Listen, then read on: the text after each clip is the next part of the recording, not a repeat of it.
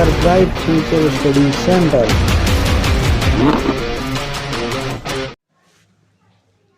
D R bright future study centre YouTube channel में आपका बहुत बहुत स्वागत है दोस्तों। जैसा कि आप थंबनेल में देख चुके होंगे कि आज हम स्टार्ट करने वाले हैं संस्कृत का पेपर, जो जिस छात्र की पूरे एमपी में जो टॉप नंबर 1 पर आया था उसकी कॉपी हम देखने वाले हैं संस्कृत की। और अदर सब्जेक्ट की कॉपी मैं पहले ही दिखा चुका हूं, तो आप इन्हें यदि उन वीडियोस को नहीं देखा है तो उसकी लिंक आपको वीडियो के डिस्क्रिप्शन बॉक्स में मिल जाएगी, नहीं तो आप प्ले लिस्ट में जाके वहाँ से डायरेक्ट देख सकते हैं। तो चलिए हम आज स्टार्ट करने वाले हैं। देखिए, तो जिसमें कुछ इसने जो छात्र है इसने कुछ गलतियाँ की हैं, वो गलतियाँ आपको नहीं करना है, ये याद रखिएगा। और इसने जिस प्रकार से अपनी पेपर की फॉर्मेटिंग की हुई है, मतलब जिस प्रकार से इसने लिखा हुआ है, इसी प्रकार यदि आप भी लिखते हैं तो आपका बहुत ही अच्छे अंक आपके आने वाले हैं। तो एक बार इस वीडियो को पूरा ज़रूर देखिएगा, क्योंकि आप यदि इसमें स्किप करते हैं तो बहुत सी चीज़ें आपकी छूट जाएंगी, तो ये ध्यान रखिएगा। तो चलिए हम स्टार्ट करते हैं। इसमें आप देखेंगे पहला क्वेश्चन देखिए कितने अच्छे तरीके से उन्होंने लिखा हुआ। प्रश्न 1 का उत्तर, तो प्रश्न 1 का उत्तर उन्होंने देखिए लिखा है का नंबर। वैकल्पिक क्वेश्चन आए हुए थे पहले में, तो का सा सही, उसमें लिखा था गुण संधि, तो वो लिख दिया, फिर एक लाइन छोड़ दी, ऊपर भी एक लाइन और नीचे भी एक लाइन छोड़ी हुई है उन्होंने। फिर अगला क्वेश्चन का आंसर लिखा और उसके लिए एक लाइन छोड़ दी अगली, है ना। फिर अगला क्वेश्चन आंसर लिखा और फिर उसके लिए लाइन छोड़ दी उसके बाद। तो आपको सेम इसी प्रकार से लिखना है। देखिए उसकी फॉर्मेटिंग कितनी अच्छे तरीके से एकदम स्पष्ट दिखाई दे रहा है और नहीं कहीं पर कटिंग मिल की आपको। ऐसे ही दूसरे क्वेश्चन में भी देख सकते हैं आप, दूसरे क्वेश्चन में कितने अच्छे तरीके से उन्होंने लिखा हुआ है। देखिए हर एक क्वेश्चन के आंसर लिखने के पश्चात एक लाइन छोड़ दी, ताकि उन जो चेक करने वाले हैं उसको अच्छे से स्पष्ट रूप से देखे, क्योंकि आपको जो आंसर कॉपी है उसमें पेज का पर्याप्त होते हैं। इसलिए आप ये मत सोचिएगा कि हमें कॉपी नहीं मिलेगी, दोबारा भी आपको कॉपी दी जाएगी। यदि आपकी वो कॉपी भर जाती है तो एक्स्ट्रा कॉपी जितनी चाहे आप भर सकते हैं। तो आपको ये नहीं सोचना है कि कॉपी हमें कम पड़ रही है, कम पड़ जाएगी, है ना। तो आपको एक्स्ट्रा कॉपी दी जाएगी, इसलिए तो टीचरों की ड्यूटी लगी रहती है, ताकि आपको जिस भी चीज़ की ज़रूरत है तो वो प्रोवाइड करवा सके जल्दी से जल्दी, है ना। तो ये देखिए आप यहाँ पर इसमें हर एक क्वेश्चंस में क्या करना है, आपको थोड़ी सी जगह छोड़ देनी है, एक लाइन छोड़ देनी है। जैसे ही क्वेश्चंस का आंसर लिखते हैं आप, तो अगला क्वेश्चन लिखने के से पहले एक लाइन छोड़ देनी है। इसमें देखिए तीसरे क्वेश्चन में इन्होंने आपके जो वैकल्पिक क्वेश्चन होते हैं उनके वैकल्पिक क्वेश्चन के आंसर लिखे हुए हैं। तो हर एक क्वेश्चन में क्या किया उन्होंने, थोड़ी सी एक लाइन छोड़ दी है ना। और आंसर लिखा, फिर एक लाइन छोड़ दी, फिर आंसर लिखा, फिर एक लाइन। चौथे क्वेश्चन में भी वैकल्पिक क्वेश्चन ही आए हुए थे उसमें, है ना। पाँचवें में देखिए, पाँचवें में खालिस्तान पूछे गए थे, तो खालिस्तान देखिए उन्होंने डॉट डॉट लिख के और जो कुछ उसमें भरना था वो भर दिया। यहाँ पे देखिए हर क्वेश्चन, हर खालिस्तान में डॉट डॉट लगा हुआ है, देख सकते हैं आप, है ना। तो अब चलते हैं हम छठवें क्वेश्चन की तरफ, जहाँ एक पद या एक वाक्य में उत्तर पूछे गए थे। तो ये छठवें क्वेश्चन से पूछे गए थे। ये देखिए उन्होंने एक क्वेश्चन का आंसर लिखा, फिर एक लाइन छोड़ दी, फिर अगले क्वेश्चन का आंसर लिखा, फिर एक लाइन छोड़ दी। ये छठवां के का, खा और गा, घा, ये आपके इस प्रकार से थे जितने भी, है ना। तो आपको एक याद रखना है कि आपको जो भी क्वेश्चंस करना है उसके बाद एक लाइन छोड़ देनी है, और साथ ही साथ आपको इनकी फॉर्मेटिंग पर भी थोड़ा ध्यान रखना है कि किस प्रकार से। देखिए राम की पंचमी विभक्ति की तीनों वचन लिखने थे, तो रामत, रामात, रामाभ्यम, रामेभ्य, इस प्रकार से उन्होंने लिख दिया है। देखिए साधु की प्रथमा विभक्ति की इनकी जो साधु है वो पहला गलत हो गया था। तो ये गलतियाँ आपको नहीं करना है, याद रखिएगा।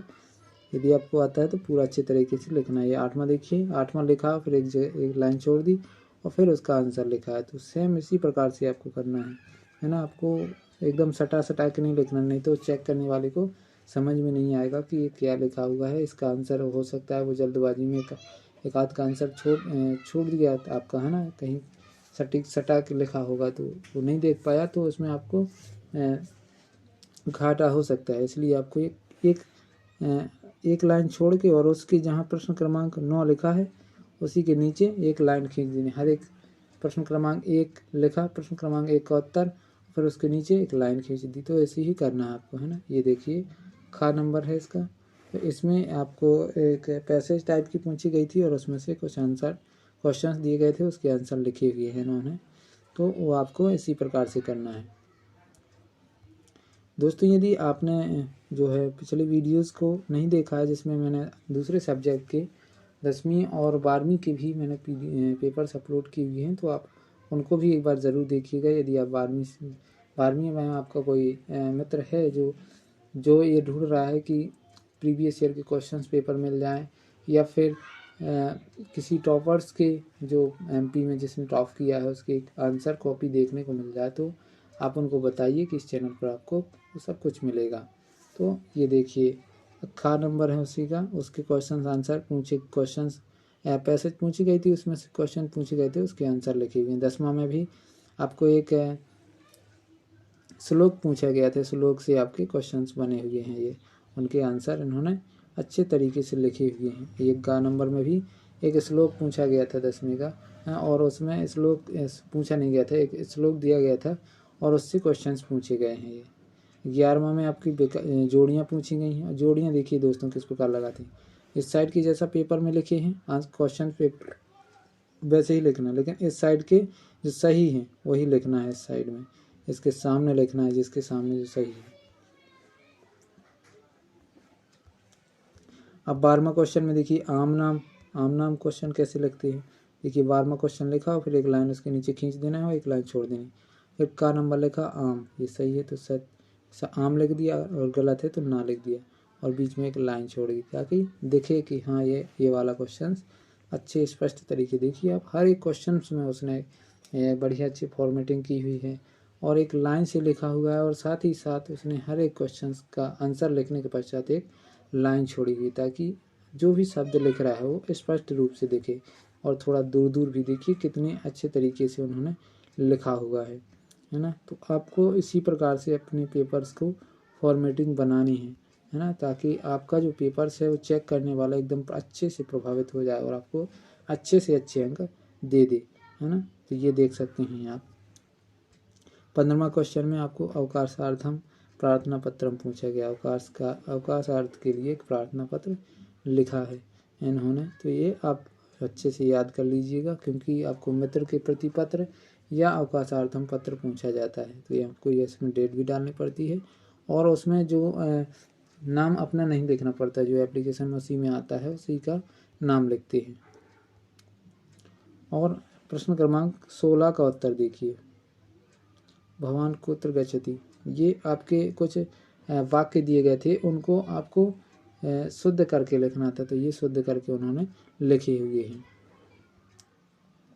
प्रश्न 17 का उत्तर देखिए, 17वां का उत्तर है, आपको देख सकते हैं इसमें 17वें से इनकी एक क्रम बनाना था, एक गलत क्रम में लिखे रहते हैं, इनको एक सीधे क्रम में लिखना था, तो ये इन्होंने लिख दिया है ना।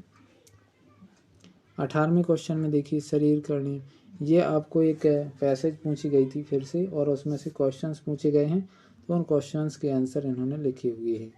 आप देख सकते हैं कितने अच्छे तरीके से हर एक क्वेश्चन आंसर लिखने के पश्चात उन्होंने एक लाइन छोड़ी हुई है और बहुत ही बेहतरीन तरीके से लिखा हुआ है।